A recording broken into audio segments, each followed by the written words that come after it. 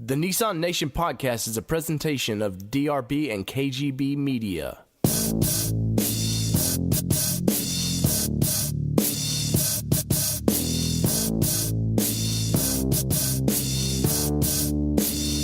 Recorded live, coast to coast, it's the Nissan Nation podcast. From camping, racing, and all points in between. The NNP is your Nissan Nation podcast. Now start your engines and welcome in the hosts, David and Danny. What is going on, Nissan Nation? From all things Nissan here in Middle Tennessee to Southern California and parts unknown, this is your Nissan Nation podcast, and Daniel Groders is back. What up, suckers?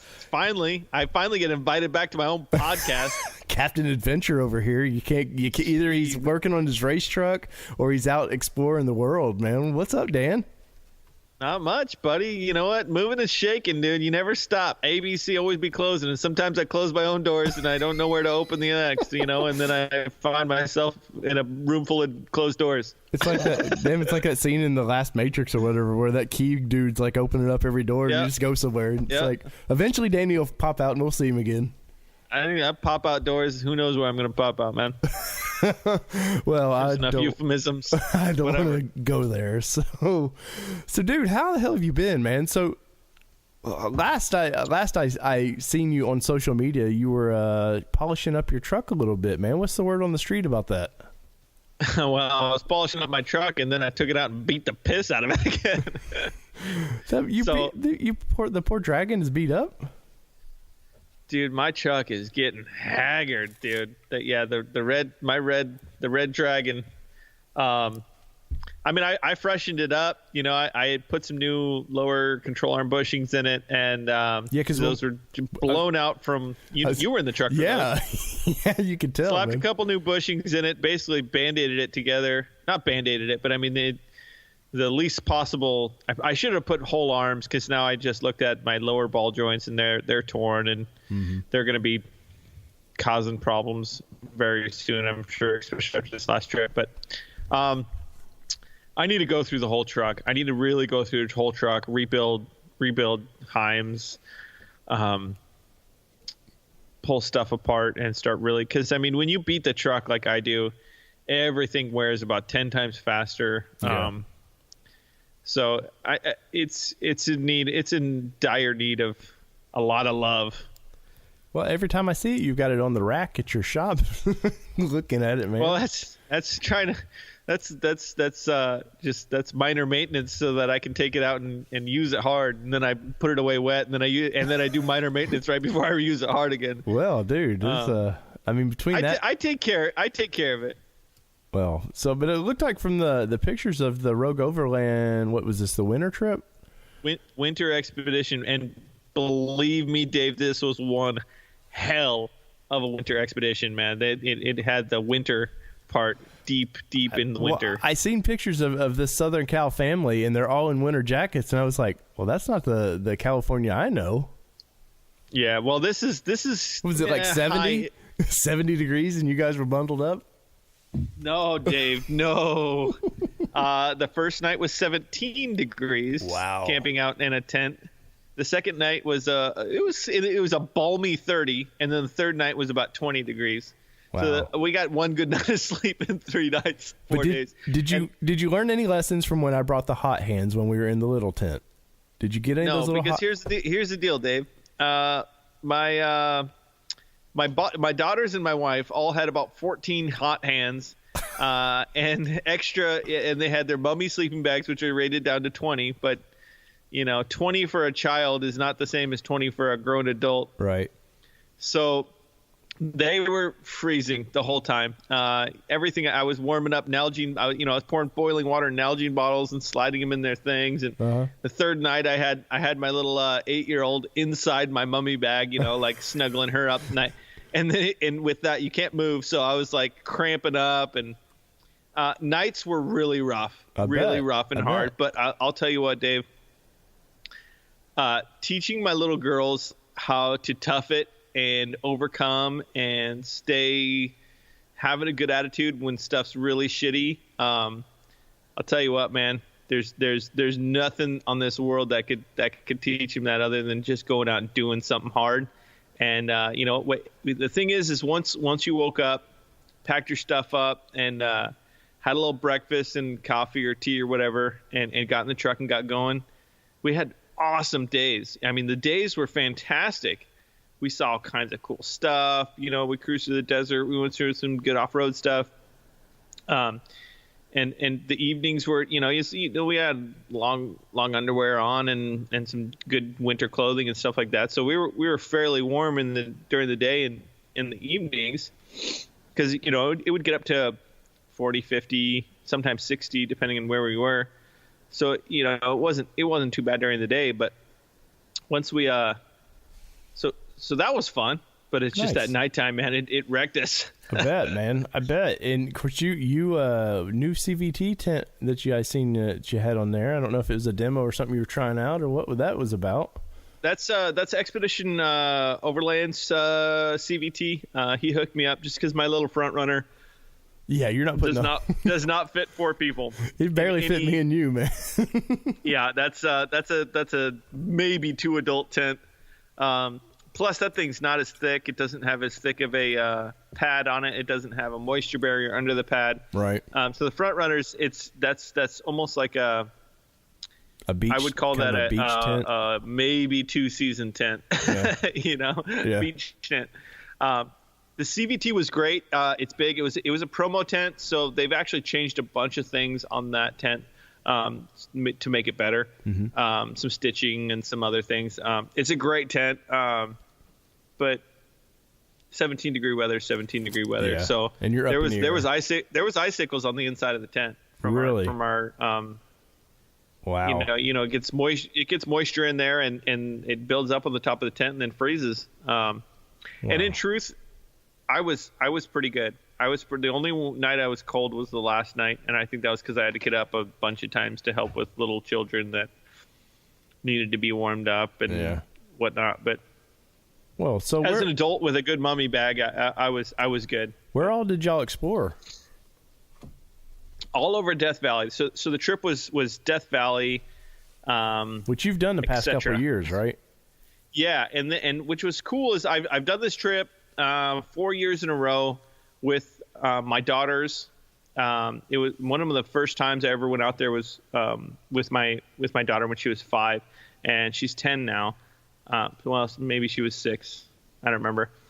But it was the best trip ever, and I've been going out there, and we both know all these really cool areas. Well, the road trip took us for the first 3/4 of the trip in a bunch of new areas, and we had gone to the same areas for the most part in past years.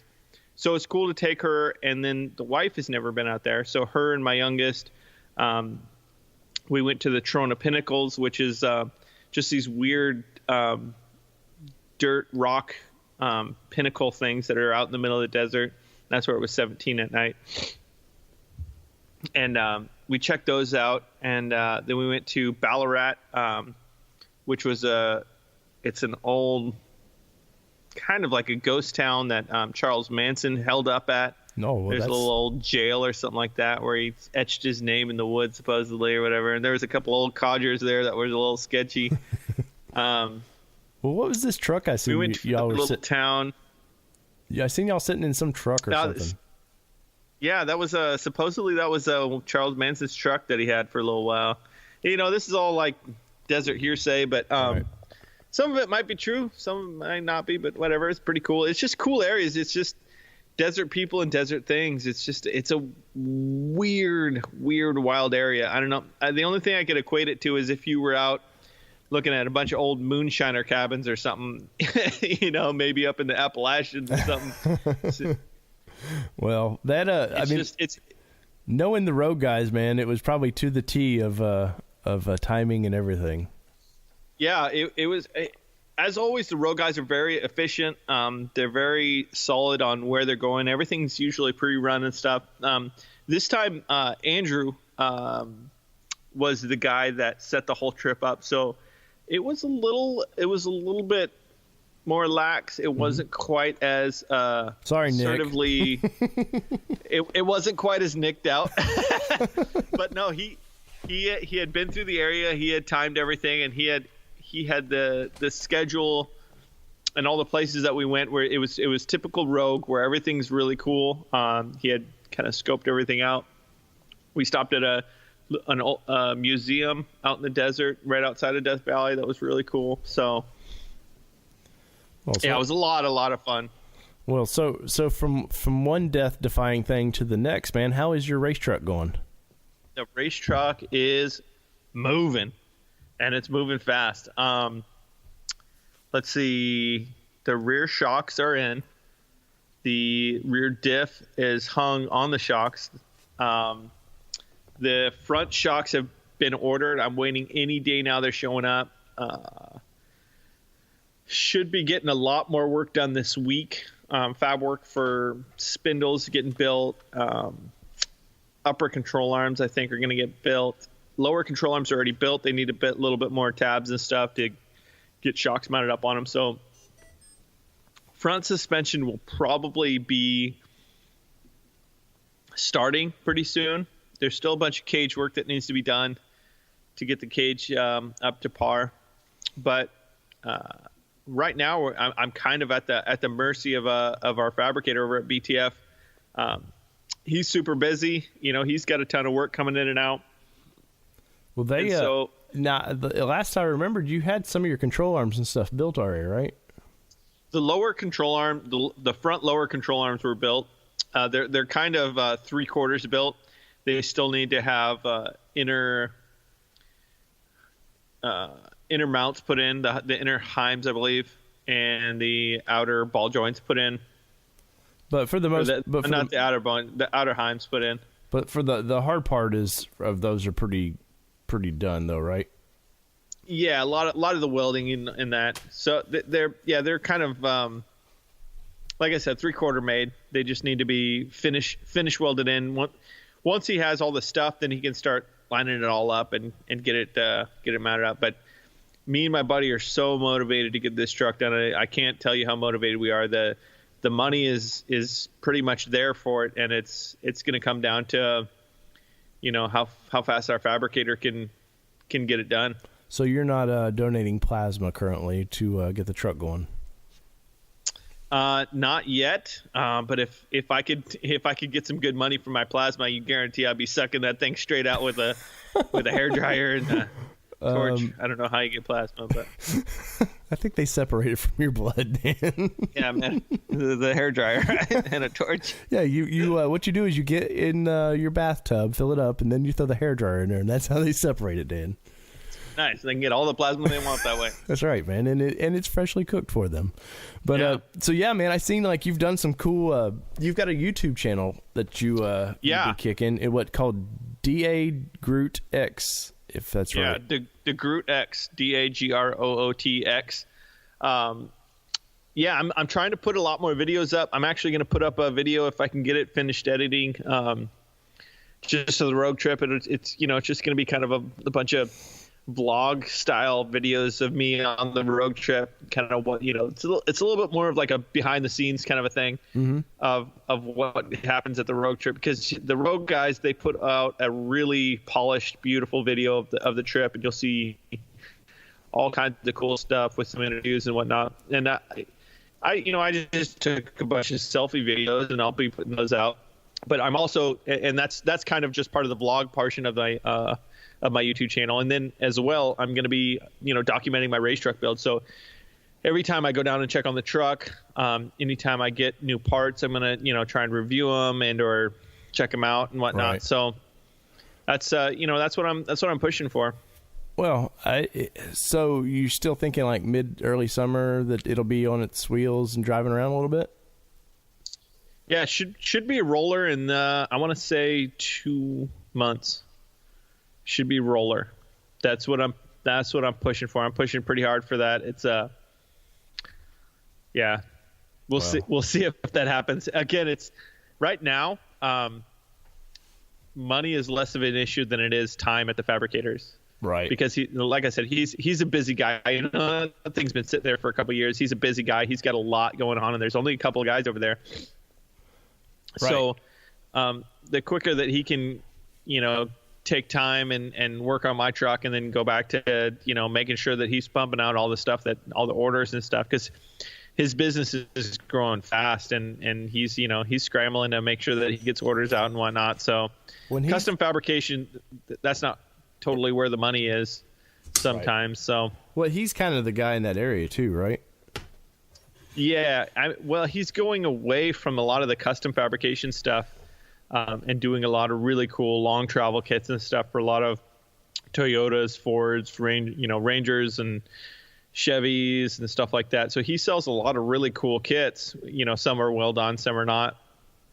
But he's going away from like the full fabrication, which is basically like race truck stuff. Where people are, I want a full race truck top to bottom, like I asked for. And, right.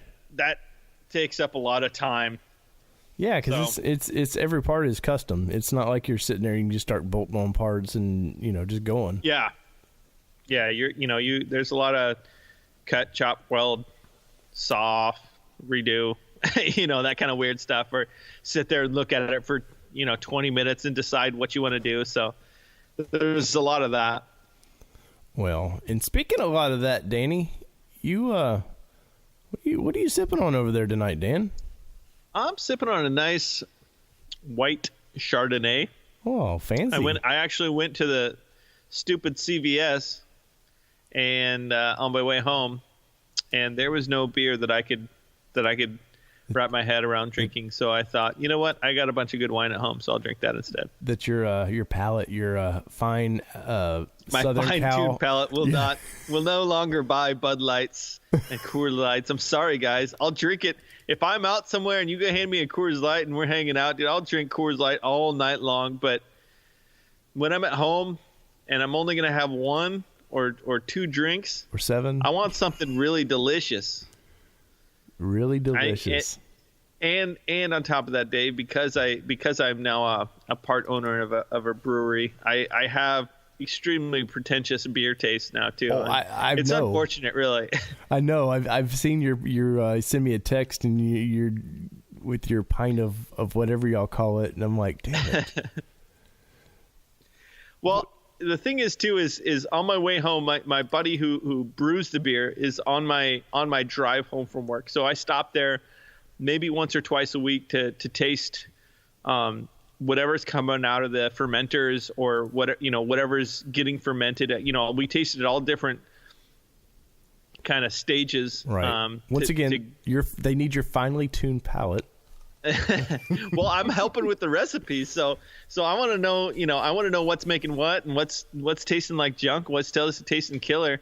And so unfortunately, part of that makes you taste everything like, oh, I don't like that at all. Yeah. So it kind of sucks in certain scenarios. But like I said, at the same time, I'll smash Coors Light all day if I'm out hanging out with dudes. Smash them, bro. And they got a cooler full of Coors. I'll put them back, dude. I'm not that pretentious. Well, but when it comes to like my personal fridge and my personal evening excesses, I need me something special. Something special, yeah. So you have to tell me though, is there going to be a Groot Root beer or anything like that, man? There's definitely going to be some kind of group beer. It's still a ways off, man. It takes a lot of money to do that stuff. I got all kinds of race truck ideas. The logo though, as Action Suit Groot beer, like you're the Action Suit brand beer there. Yeah. There's a New England IPA that I'm really in love with, and it started off as my recipe, and we've tweaked it a bunch, and we're still tweaking it, but I think that's where I'm going to be. We'll see. Well, and speaking more to come. That's a teaser. Speaking of more to come, Daniel. Oh yeah. Speaking of more to come, as our buddy Holden sent us over some numbers, and Danny's making some hilarious faces over there. Anyway, he sent us over some exciting Nissan numbers, man. And last show without you, I went through the numbers, buddy. I really chewed through those while you were in the desert. Yeah. I thought it was probably why I haven't listened to it yet. I uncannily knew that I shouldn't listen to it yet. Danny's like, I should be gone for. I didn't even know you had a show while I was gone. That's how out of the loop I've been, dude. I know, man, but I knew you, when it was time to do one. I was like, oh, Danny's out. He's out. He's exploring. I didn't want to bother Danny, but I was freezing. Yeah. So guess what is today? This will go up, I don't know, in a few days, but this is March 1st when we're recording this. And guess what launched today? Nissan released February numbers, Dan. Yeah, buddy, and they're very interesting. And I have some interesting opinions that might sway and or shed light onto some stuff. But yeah, let's go through it and check a couple things. Well, speaking of numbers, and we haven't talked before we get into that.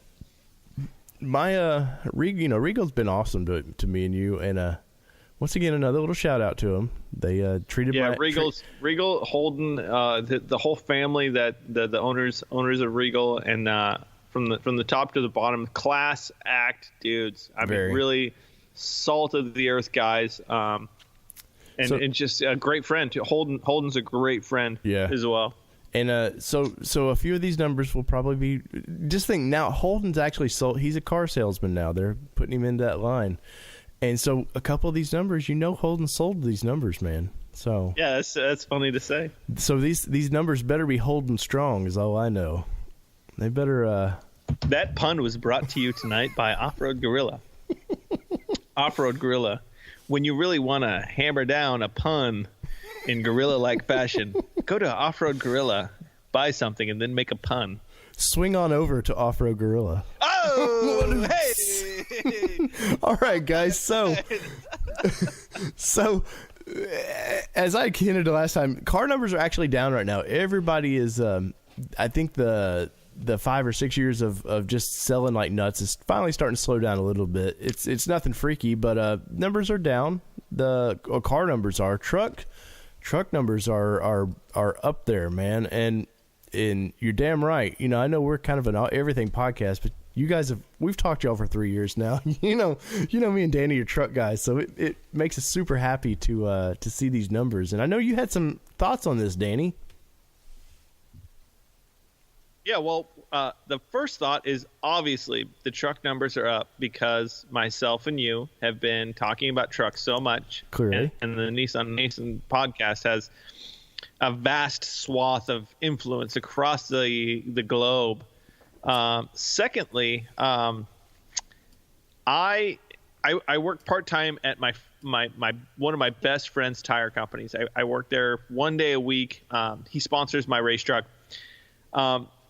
But he got a letter in the mail from Nissan, and it said, it basically said, hey, we're doing this wild deal on commercial vehicles. And it was an amazing deal. And they said, you know what, come on over. We'll set you up with a commercial vehicle of your choice through your business. And it was a screaming deal, and he's still considering it.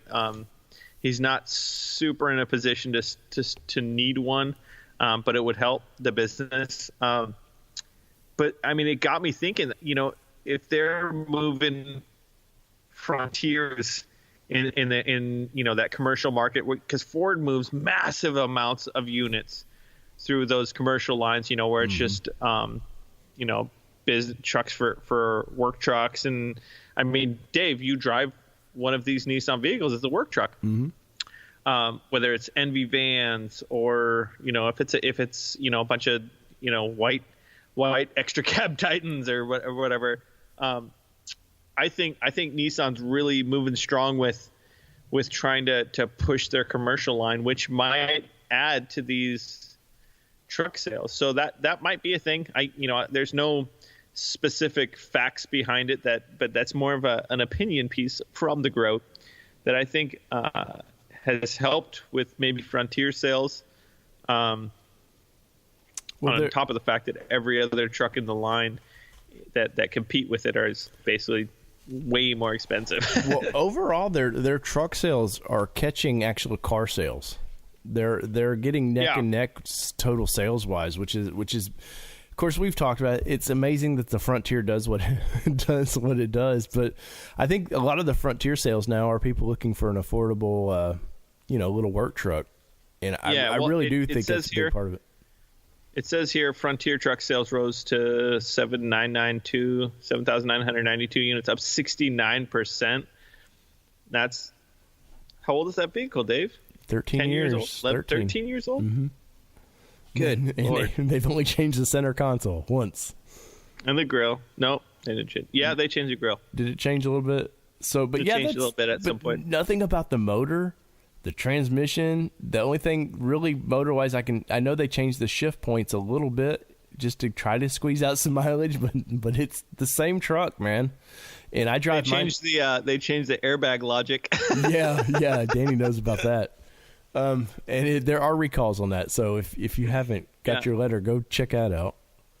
But yeah, man, like Armada is for. I know they don't sell what GM sells of 100,000, but last year they sold almost 60,000 Armadas, which is for where they're at. Sales are growing in all those big, or the larger. The areas where they haven't been pushing forward are growing. I think that one of the reasons why a lot of the truck sales are rising, minus the Frontier, is because they're new. The car sales obviously are dropping on certain lines, the 370 and stuff like that and whatnot are getting really old, and that's kind of a car that you really need to update.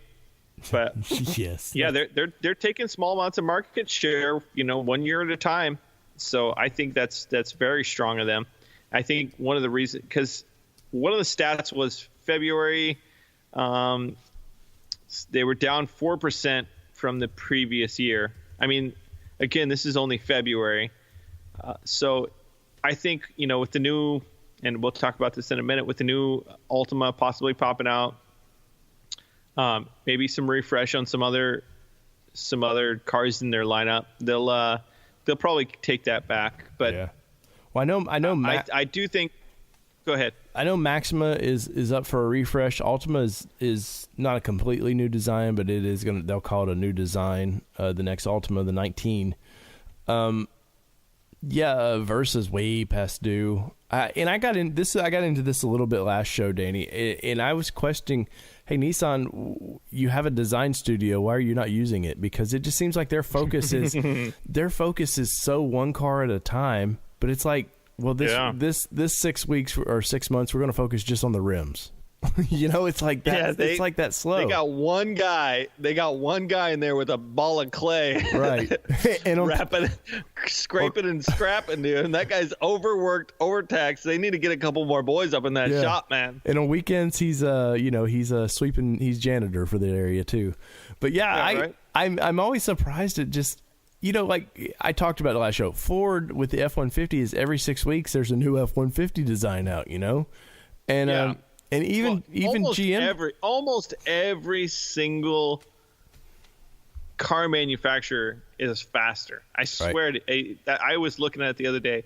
Almost every single car manufacturer pops out a newer model quicker than Nissan. It's uncanny sometimes. Mm-hmm. I'm like, you got to be a little bit quicker than this. Right. And of course, I know the guy that designed the Titan and the Warrior and all that, I know he moved on to Audi, I think it was. But yeah, they have the designs when they come out are always, I always think that they're unique to the brand. They don't look like other cars, but geez, man, it's like at a turtle pace. But speaking of turtles, the Altima let's see, when I worked for Nissan in 2011, the new Altima, I remember it coming across the floor and everybody getting excited looking at it. And then about 5 years ago, they tweaked it a little bit more. And, but now the 19, so this is in 10 years, this thing's going to have 3 different designs, and the poor Frontier is still trucking along. Even the Titan, for half of the 2000s was the same thing. But all-wheel drive, Danny, the new Altima has been confirmed. that it will be they will offer an all-wheel drive. And this, I read that. Some of this I want to think is because of Mitsubishi. They have a long. That's exactly what I thought. Yeah, they have a long history of all-wheel drive, and it's what that's been over a year and a half now since Nissan's sort of taken over. It's starting to see some of that integration into the brand. Yeah, that's immediately what I thought when I saw Altima and I saw all-wheel drive. The styling, obviously, it's a concept car, so styling is ridiculously cool looking and super space age looking. But integrating all-wheel drive it's one of those things where it takes a ton of engineering. But if you have just acquired a company that's killer at all-wheel drive cars, the Evo, if you can find a company that was cheating on their emissions, yeah, exactly right, and you can take them over, do it. Take that tech and say, okay, we got tech that's killer right now. Let's try and tweak it a little bit, make sure it's just as reliable, and stick it in. Because really, the Altima and an Evo are similar size. Mm-hmm. I mean, it's not a stretch. It's not a huge engineering thing to do. I don't think. Right. And of course it's not going to be standard on it, and I'm sure it's going to be a premium car, but man, it's super exciting to see. And what I hope we really see happen is that 3.7 enter into the picture, man. Could you imagine a little 3.7 that Infiniti uses in that car? Yeah, that would be so fantastic if they made a really killer, just a killer Optima, They take a little bit of that Nissan mentality, or I'm sorry, that Mitsubishi mentality. They make a nice, average, good-looking Altima that everybody wants to buy, and then they make a version that just mops the floor with everything else, or something that's just super sporty and fun to drive, all-wheel drive, something that rips around a track, but you can still take your kids to school. Right.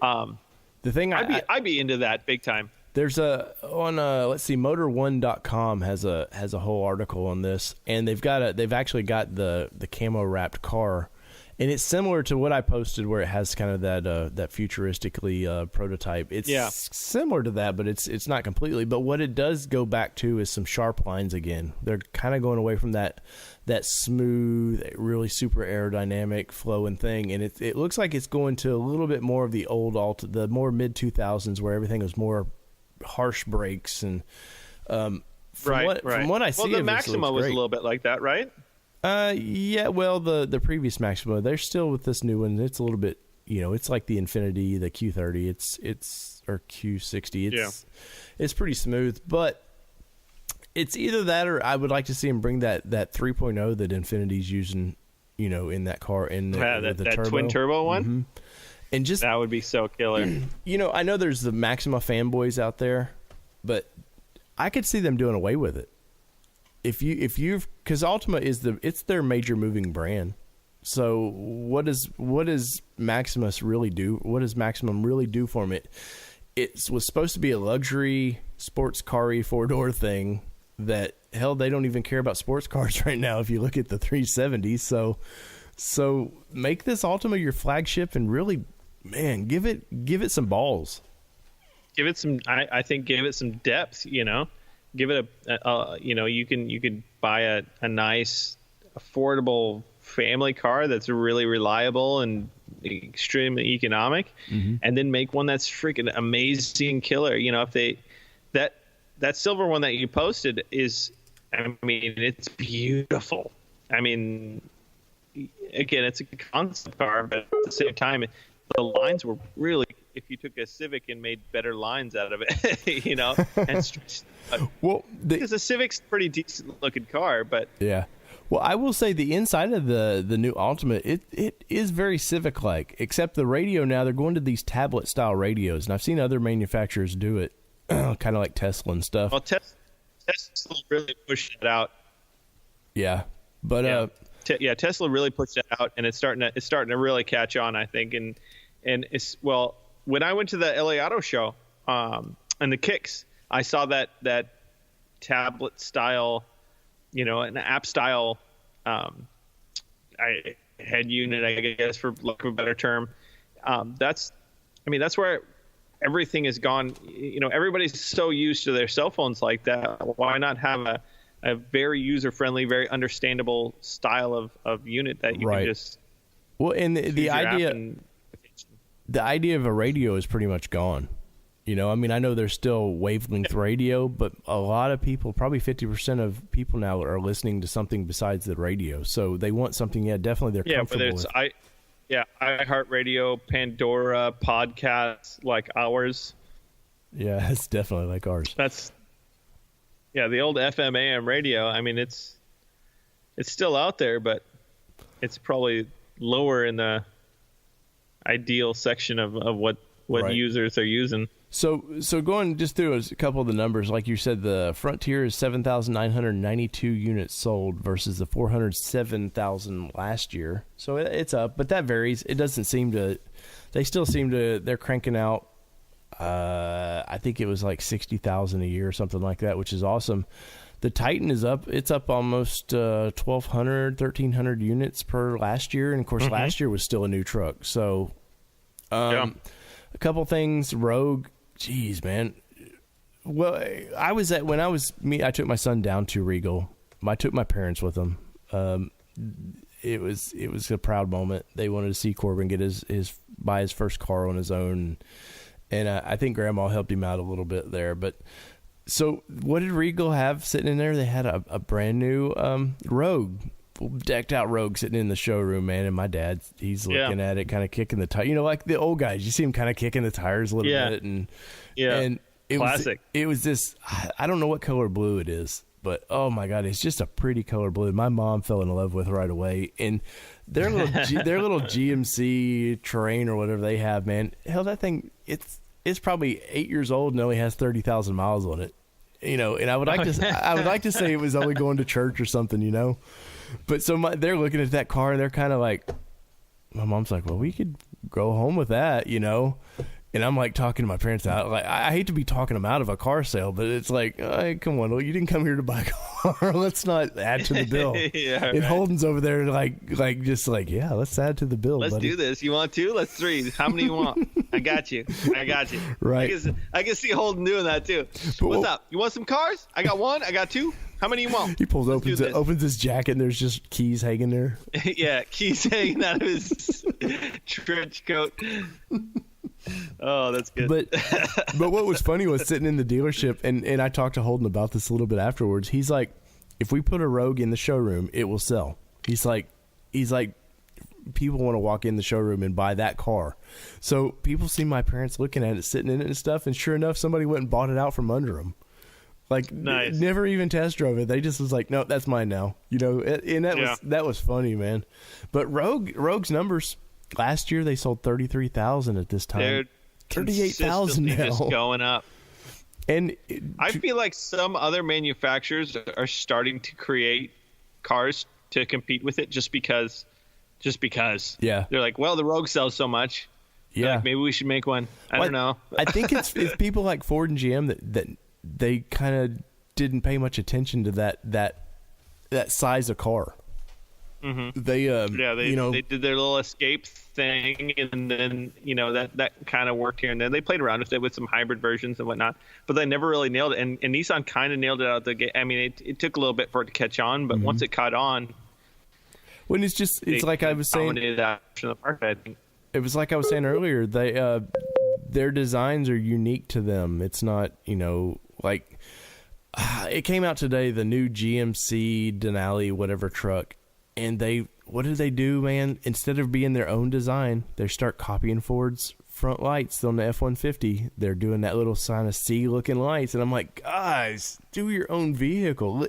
And I know the Titan gets kind of crap about, well, it's similar to this and that, but at least they didn't completely rip off something, Yeah. But so I agree with that. And I talked about it last month. Quest, the minivan, they sold one more this month, man. A whole one minivans, Danny. I said it last show. I want to interview that guy or person that bought that one minivan. I want to interview them. They sold one? Dude, I mean, they're setting the world on fire. One, but they quit making the Quest too. But let me see this, Dave. I hope they don't make a minivan ever again, because I feel as though minivans are the worst possible vehicle ever. And if I could take every minivan out of this world and throw it into a crusher, I would. I think it's the worst thing ever to ever cross. And you'll get some of those moms out there that are diehard minivan fans. Maybe it was because I had 5 kids in my family and I grew up in my mom's minivan driving that thing. Yeah. Go big or go home. Get a full-size van or buy a SUV. That's what I say. What minivan they're were you? so user-friendly. What minivan? I don't care. No, They're what minivan were y'all scourge cruising of in? automotive design. So what were y'all cruising in as a kid? Well, I grew up in a '73 Ford Econoline van, and that was my first vehicle. Right. That thing was bitchin', dude. The shaggin' Had wagon. captain's chairs. Oh, legit, dude. Had captain's chairs in the front, and in the middle it had that engine that was literally between you and the passenger. Yeah. Right. And in the back it had a nice big old bench seat that folded down to a bed, and we camped out in that thing. And then growing up, when it was my turn to drive, like that was the van to drive. So I drove that because that was extra vehicle. Well, I had two older brothers, so they drove too. So sometimes I had to drive my mom's Dodge Caravan with the wood paneling on the side. Oh. Poor Danny. What a buzzkill, dude! Is that it looked like it's just kind of like triangular in the front, and then like it had no end to it. You know, it was just a triangle in the front that went to it like a square in the back. It's just a picturesque, horrible. It was like something that a kid drew in there. They're like, "Hey, mommy, look, I drove a van." And you're like, "Wow, that's a great van," you know. Like, hey, but that van saved Chrysler. That saved Chrysler in the '80s, man. That was I guess, dude. That was the only thing they had, but burned and died. That and a K car.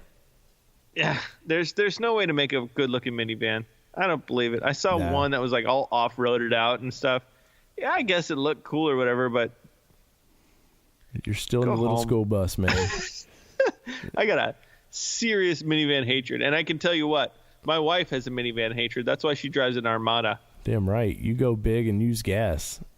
Yeah, so we'll burn them dinosaurs and run those minivans right off the road. And I'll tell you what, that Armada only gets like 3 or 4 more MPG or less MPGs than those minivan people.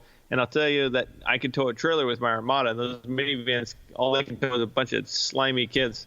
And what a great segue, Danny. Because speaking of using up the dinosaurs, man, we have a great interview tonight. We got to talk to the guys from the what was it called? The 2018 Nissan East Coast Nissan Titan Meet. East Coast Nissan Titan Meet. That's right.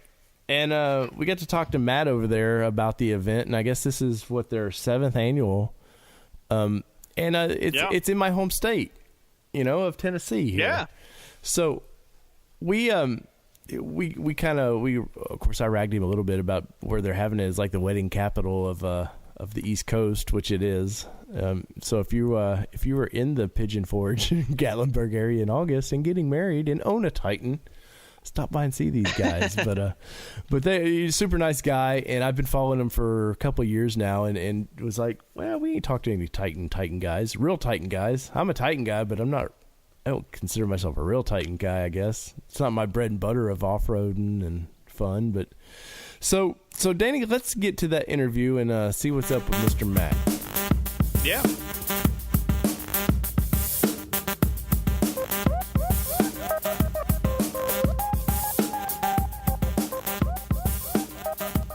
All right, guys. So tonight we've got some special guests. Danny, I don't think we've ever had any just Titan guys on here before, have we? No, I don't think so. The Texas Titan meet is 90% Titans. Yeah, that's right. I think it's a Titan meet, maybe. It may have been just a Nissan meet. So that was mostly Titans, but that was a while ago. So I don't know if we've had just a straight Titan meet. But though I'm sure they're happy to allow 1 or 2 sneaky Titan swap summers in there. That's right, man. But we've got Mr. Matt. Matt, how do you say your name again? Because I'm going to butcher it. It's all right. It's Wetzel. Wetzel, that's right. And you were with the 2018 East Coast Nissan Titan meet. Is that correct? Yes, that is correct. I feel like this is a deposition. All of a sudden, where were you on the night of? But I've paid attention to you guys for a little bit, and just finally I was like, man, I want to talk to these guys. So it is good to have you on the show tonight, man. And kind of give us a little bit of rundown. What is this meet that we are talking about? Well, first of all, thanks for having me. Yeah. Really cool to be on here. This is our 7th year. Mm-hmm. We've had the meet. The first 2 years it was in Gatlinburg, Tennessee, and we moved down the road just a little bit now. We're in Pigeon Forge. We have the meet at the Mainstay Hotel and Conference Center. We've got a really awesome venue set up. They have a outdoor pavilion and like this big humongous field behind the pavilion that they allow us to park in, and we can line up. We just kind of hang out for the day. We get together, everybody kind of rolls in on Friday and Saturday. We go through the day on Saturday, do some raffles and just kind of hang out and do some modifications to vehicles. Right. Nice. We had one guy last year, he put in a whole front differential into a 2-wheel drive truck in the parking lot of the hotel. Oh, wow. I'm sure the hotel appreciates that. They're pretty good. They understand it's a truck thing. It's a car meet, truck meet thing. Right. That's awesome. But like I said, they give us this huge field and we can line up. Is this the same? We had 49 trucks last year, mm-hmm. and we're nowhere near out of room. I mean, it's huge. Cool. Well, is this the same? I've seen a video that they posted tonight. Is this the same place that I was seeing on y'all's Facebook page? Yep. Yeah, man. So y'all they just posted the video from last year on the Facebook page, which shows where we park the trucks and stuff like that. So is this the second year at Pigeon Forge, or have you been there for a few years now? This is our 5th year in Pigeon Forge. Okay, cool. I think it was done by another gentleman for the first 2 years. And then I picked it up for a year by myself and had some friends help me, just a couple buddies. And now there's 4 of us that do it. Mm-hmm. We work on it year round. Right. So kind of what brought this about? I mean, obviously you just said you didn't start it, but I'm clearly you went to it. I found it. I found it on Titan Talk, actually on the original forum page. And that's how I got involved in it. And just through meeting several of the guys there, the first meet that I went to, we kind of decided we wanted to get together again. And then it was like, well, after the second year, it kind of dissolved a little bit. The third year was down attendance-wise, but it's kind of picked back up every year since. Mm-hmm. And it's just, you make friends. If it wasn't for this community, heck, I'd lose a lot of friends. I couldn't tell you how many friends from the Titan community.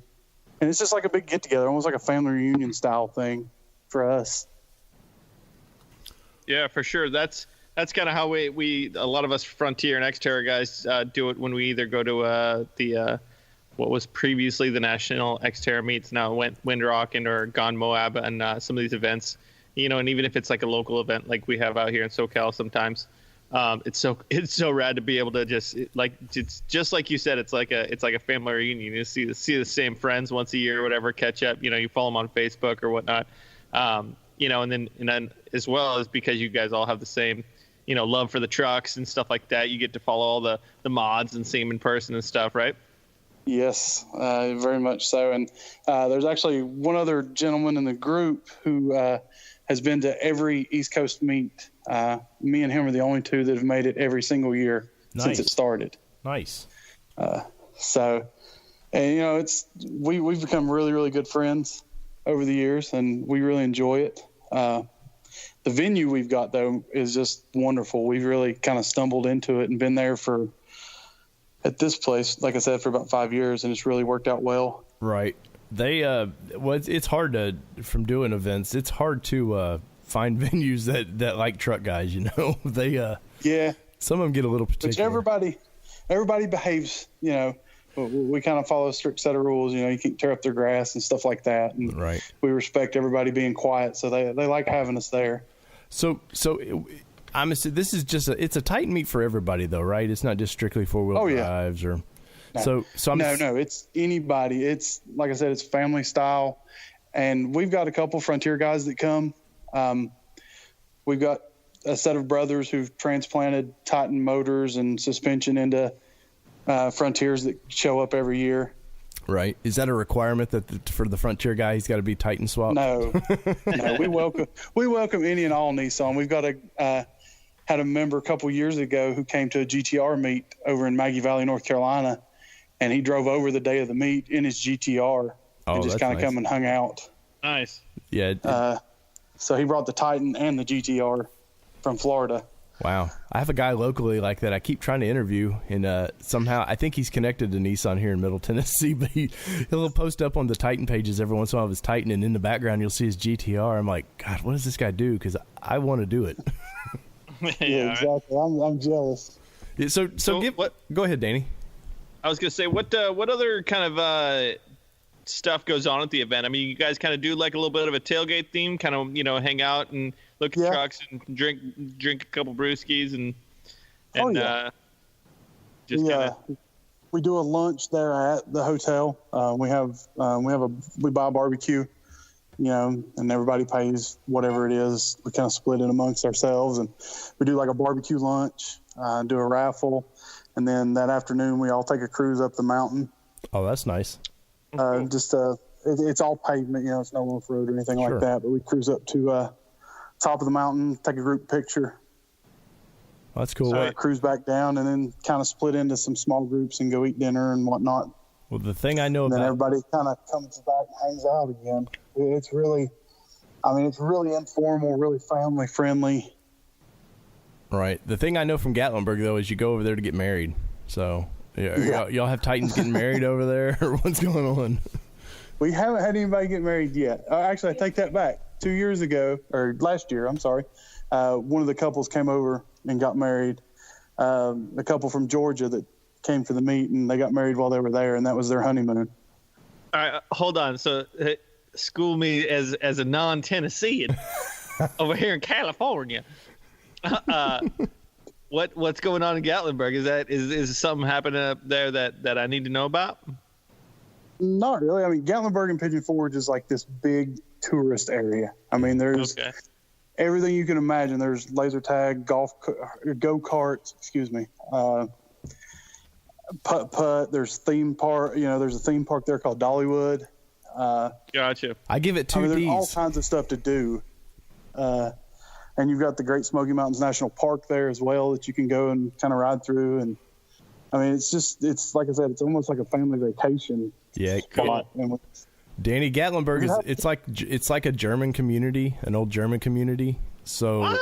Yeah, I'm in. Give me a kielbasa and a couple beers. Let's do this. Somehow when do I show up? Somehow that's turned into theme parks and stuff, man. But the actual Gatlinburg is really cool. So give us the lowdown on your Titan, man. You better have a Titan for one thing. So give us. I have a 2004 4-wheel drive Titan that's got 236,000 miles on it. It's got a 4-inch lift, kind of a homemade piece together lift. Used some lift spacers and whatnot, and just kind of built my own lift kit. I was trying to think of what else. Nice. I mean, I refuse. Power mod? Do you have anything? My wife's over there poking me, and she's like, "You refuse to get rid of it." And I made her buy a Nissan. We just bought her a new car last year, and we bought her a Armada. Nice. Well, is it a new one, or is it the older body style, or the older body style? It's 15 model. Nice. Yeah, I just picked one of those up myself for my wife. I love it. To have something with some power over my Frontier. My Frontier feels like a dog now. Time to V8 swap it, Danny. It's like going from a go-kart to a daggum race car. Yeah, for real. Now all I can think about is putting a 5.6 in the Frontier. Well, so turn that thing around. So since you're a Titan meet, and of course the last Titan really didn't change much, I'm assuming your event was kind of excited by the new Titan. Oh yeah, we had 3 or 4 guys last year that showed up in the new generation Titan. Hoping to grow that number this year, but yeah, it was pretty cool. Yeah, I seen y'all had one that was white, looked like a 16. Oh, that was a good looking truck, man. Oh, dude, that thing is amazing. It's deleted and tuned, and it sounds like a jet turbine spooling up to take off. I mean, Nice. it is wicked. Very good. The other cool thing is we ride around and kind of aggravate the Jeep guys because they have a big Jeep invasion while we're there. And they had they were supposed to have thousands of Jeeps there last year, and it was crazy to see, all these Jeeps, and then you get all the Titans that are because we line up and go down the street together when we cruise, and it's pretty cool to see. Well, the thing mutual respect for each other. The thing I know from Jeep guys is when I show up to an off-road park in an Xterra, they just look at me like, "What are you doing here?" So I imagine you can look that way when they're on the road. Look, guy, these aren't for road. This truck's for road, buddy. Yeah. So go ahead, Dan. Matt, what have you always been a Nissan guy? You've had your Titan for a while now. It sounds. Did you slip into the Nissan world through your Titan, or kind of what's your history with cars? My Titan was my first Nissan, and actually, when I went to go buy my truck, I didn't even go to buy the Nissan. I went to buy a Ford. Traitor. Well, we walk out on the lot, and the Titan had always been out of my price range, and walk out there, and they didn't have the truck I wanted. And the salesman's like, "You seen this Titan out here?" And I'm like, "No, why?" And he's like, "Go look at it." And me and my wife drove it, and we fell in love with it. Nice. Yeah, I like. And what year is it? 04. It's a 2004. You didn't buy it new, did you? No, I did not buy it new. I bought it 5 years ago. Okay. Wow. Yeah. I actually use it for my landscape business now. I pull a trailer with it 3 days out of the week. Right on. Cool. Yeah, it's got plenty of power to pull. That's for sure. That's for sure. Yeah. I love the first generation Titan though, man. I don't know what it's kind of weird, and I'm sure your Armadas are the same way. It's just they're kind of futuristic-y truck looking, but yet it still has that kind of truck feel, and the center console with the shifter and stuff is really cool. Yeah. Oh, I love that's one of the things I hate about the new one is it doesn't have the center console shifter. Yeah, I've heard a lot of people complain about that, and my reasoning is that Nissan's wanting to play with the big boys, so they had to kind of shape their trucks to be like the big boys a little bit. Yeah, that was one of the big things. I actually looked at Fords way back before back when I was a BMW mechanic. Drink now. And one of my big things is I loved the Ford had a center shifter, and I loved that. And I had looked at a couple F-150s. And there was, certain ones had it and certain ones didn't. And that was like a big selling point for me. I really liked that big center console and then the big center shifter. Kind of gave it like a little bit more of a cockpit feel. Kind of, you just get tired of that weird shifter up on the steering or whatever. That's a big selling point. It's hard to bang through the gears too, if you decide you want to race somebody with a column shift. I mean, you miss one, you're done. You're in neutral, I don't know. Yeah, you want to feel like you're blasting that Camaro down the strip. I don't know, man. My new Titan, it's got the little push button shifter on the column that you can just go through the gears. Oh, really? It's got a push button shifter? Mm-hmm. Yeah, it's got just like the electric. Yeah, it's like it's kind of like a tow mode thing, but yeah, you can just go through all the gears in it. It's pretty sweet. So give us, what is the date of the event, and kind of if you have an address or somewhere, people, how would they want to find you, or if they want to find you, how can they get a hold of you guys? The easiest way to find us is on Facebook. We have a Facebook page, and it's just listed. You can go to Facebook and type in 2018 East Coast Nissan Titan Meet. Right. And when is the event again? The weekend is the weekend of the 24th through the 26th of August. Of August, okay. That's right before the Windrock then. So Nissan people over there, if you have time, get over there. And you guys stay in a hotel together. I think I saw that you guys book basically a whole block of rooms. Yes, we do. I think the last check, we have 6 rooms left in our block. So we're filling up pretty quick. Cool. But I mean, there's 100 hotels in like a 10-mile radius. I mean, it's ridiculous how many hotels are there. You don't have to stay there at the event, but it's so much nicer to be able to walk out of your room into the parking lot, have a few beers, and not have to worry about going somewhere. You know, and Nice. I learned that lesson the hard way the first year that we went. We didn't stay where the meet was. And me and my wife sat at the hotel till like 3:00 in the morning, and she had to drive my drunk butt back to the hotel room. Nice. So I'm curious, is there any shenanigans that go on in the hotel rooms? I mean, you guys sleeping into Not each really. other's rooms? No. Just a good old fashioned get drunk in the parking in the area after, and then you can walk. there has to be within somebody- walking distance, right? Somebody's pulling In the pranks or parking lot, never something. even have to leave the parking lot. I like it. Well, That's the so best part about it. I like it. so you said it was August what again? It's the weekend of August 24th, 25th, and 26th. All I right. think the 24th is that Friday. Well, that's sweet, Matt. I appreciate you coming on.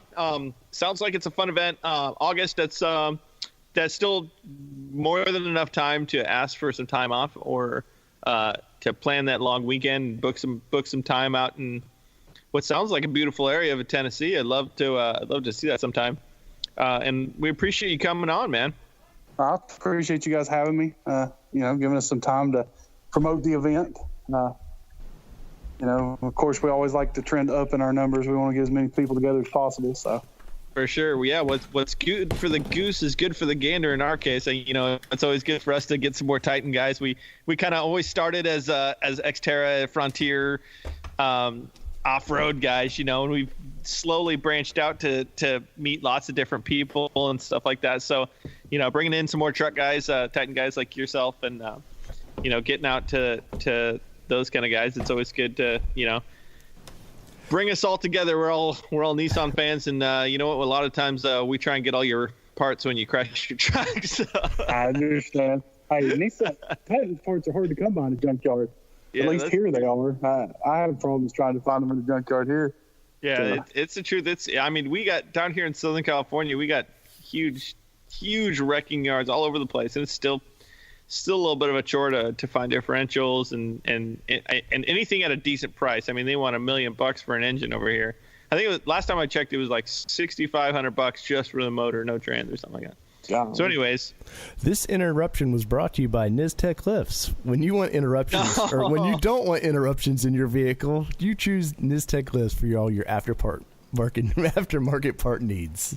All right, guys, I am back after beating some sun and well, I closed it all down for you, Dave. I told Matt thanks, and we appreciate him popping on. And I know that you went down and popped your son right in the face because he's a grown man now, and he needs a beating every once in a while. That is correct. That is correct. Well, Matt, we do. Danny said he took it all off for you there. What are you doing, Danny?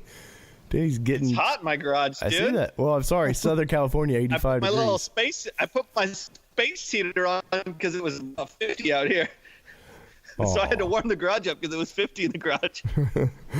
Well, anyways, Matt, so as Danny said, I guess he kind of wrapped it up. But, dude, we appreciate you being on. And anytime you guys want to come on to promote your event for next year or whatever, just give us a holler, and we are here for you. I will do. And, you guys are welcome. If y'all want to make the trip, or anybody else that has a Nissan, we won't turn anybody away. Well, yeah, I might pop over there. I do own a Titan, so I may pop over there and see you guys. And Hop on over for the day. It's not that far from Middle Tennessee. no, maybe we can come over and do some interviews with you there. Yeah, and they have a huge convoy that comes out of Chattanooga. Nice. Ooh, Davey. There's a big old group of guys that get together in Chattanooga and all convoy up the interstate together. Well, that sounds fun, man. If he doesn't go, then I will call him a failure for you. All right. There you go. All right, I appreciate it. No problem. I'll give him a ton of shit if he doesn't go for you. All right, but All right. Well, all right, guys. So we appreciate you being on tonight, and we will chat soon. All right, Thanks, man. Matt. Thank you.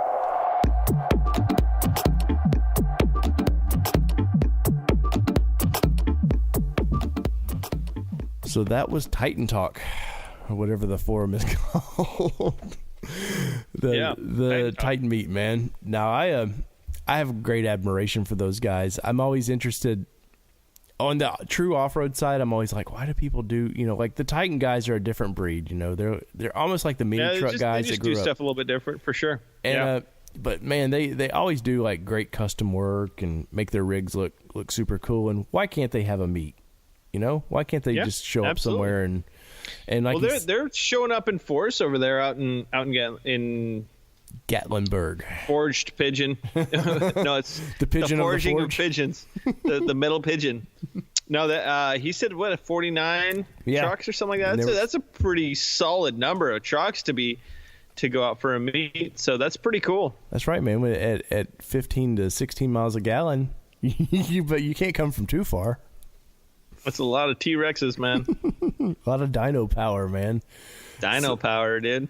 But no, I appreciate him coming on. And once again, I put the word out, guys. If it doesn't matter who you are, man. I know we talk a lot of off-road, but we're itching to talk to everybody. So whatever your club, whatever you do, man. Like Danny's in his garage now. I'm talking to him. So if you're in your garage, come out and talk to us. Yeah, let's have a chat. Let's have a chat. Also, we're gonna try and do more podcasts, right, Dave? Well, we're gonna try. Dave's now a softball, high-end softball coach for girls softball. Well, I wouldn't say it's high-end. 7 to 8 year olds is what I'm coaching, Danny. You know what? Before we get out of here, Dave, what's going on in Dave's garage? Dave's garage has nothing going on. I can't get in my garage. And on that note, we're out. No, I talked to Chris yesterday about getting some new coils for my SAS and to make that finish that project up. And that's really all I need to kind of finish that up is the right coils under it. Kelly's truck. Let's see I bought a new radio for her truck that I got to put in it. Seems like I have a couple things. I got an intake spacer that somebody was giving me shit for because I never know if those things do they do anything or is it just a cool sound they make? And I seen some guys on one of the forums the other day was talking about it and he was like, man, I can't wait to get this. And I said, I've had one for 4 years and it's still sitting it's still in the box that it was delivered in. And you're like, dude, it takes like 2 seconds to put in. I'm like, I know, but Is it the intake, the IMS intake manifold spacer? Yeah. Oh, okay. Yeah. And I don't know if they're legit or not, man, but I own one. It's not doing me any good, I guess, in the box. Shit, put it in. It's not working in the box. You might as well stuff it in there. And but pretend like it works. I guess putting a radio in Kelly's truck is about where I'm at, man. The factory CD player has to go. When you're used to the Titan with Bluetooth everything, and and then you get in that thing, and I love her little Xterra, but you get in that, and I'm like, where do I plug? There's no Bluetooth? Wait, there's no aux plug? No, nothing? What am I supposed to do here? There's no XM radio? Jeez. So. Yeah, you're spoiled hard now. Oh, yeah. I told Kelly the other day, I was like, because this lease will be up in another year and a half, and I was like, well, that's time's out about right for the next Frontier. I said, but the next Frontier I get better be freaking loaded, man, because I'm so spoiled with all this stuff now. Oh, yeah.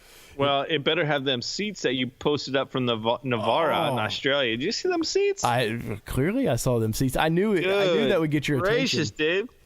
I'm itching to find out what those things run, man. And I tell you what, I had a semi after I looked at those. I saw you liked it after I posted it real quick, and I was like, yeah, I knew Danny would be about that. But let me give a shout out. Let me give a shout out to those guys. Let me find that real quick. At the Nissan Nation podcast. Yeah, those things. I mean, those things were built for race, and I'll put them in a race truck if they got.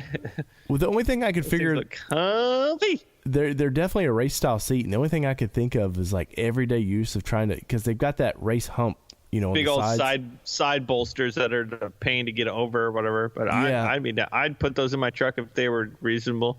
Okay, so the company is called Pro Seat Auto. I'd spend $500 on them. Yo, no doubt. So let's see, it's Pro Seat Auto Aircraft and Marine Interior Center, and they're out of they're in Australia. It doesn't say, just clearly real quick, it doesn't say where in Australia. But if you guys go to our Facebook page and check those out, we posted them. I would put those in Kelly's Xterra like right now, like as the next mod for that vehicle. Those things were killer. Because I will say the seats, the basic seats they put in the Xterras and Frontiers, not super comfy on long trips. They beat the Gen 1s, but they're still not super comfy, man. Yeah. And these just, oh my God. But I would have to have I'm anal about the backs would have to match. So that would be holding me back a little bit. But what do you mean the backs would have to match? The truck they're showing is a 4-door. It's a 4-door truck. So the stitching in the back seat would have to match for me, man. I know. Just okay, dude. just be happy with what you're sitting in. But no, these once again, check our Facebook page out on those because they are just bitching, man. And any other little shout outs, Danny, before we get off here? Just a shout out to BTF Fab. I know you're working hard, but I need you to work harder. That's right. We're going racing. No, that and Simi Valley Tire Pros. That's my local tire store that my buddy owns. Shout out to him. He's kicking some ass out here. They're doing all kinds of really good stuff, and he's sponsoring the race truck. So. Well, and California is our largest listening audience. So California people, go see this man and buy some tires from him. If you need, and we do more than tires, man. I've been putting a lot of lifts on trucks. They do everything. Our hashtag is not your average tire store. So check them out on check us out on Instagram. Do you do your comedy specials there too? Tire Pros. What's that? Do you do your comedy specials there too? No, but I am doing a special tomorrow night out in Long Beach. I have a special little comedy show I'm doing tomorrow night. Well, clearly this will air after the fact, but keep an eye out. What is the name of that company that's doing all that? It's called Polly's Picnic is the show, and you can check that out at shovelkittymedia.com. Nice. And so on that note, from everybody here at the Nissan Nation podcast, to JR that helped me compose some music, to Miss Kelly that does the vocals on the intros, to my pal over there in Cali who when he's not adventuring, he's doing the podcast with me. I appreciate it, Danny. And so everybody out there, Danny, what are we going to be? Out! Peace, everybody. Love y'all.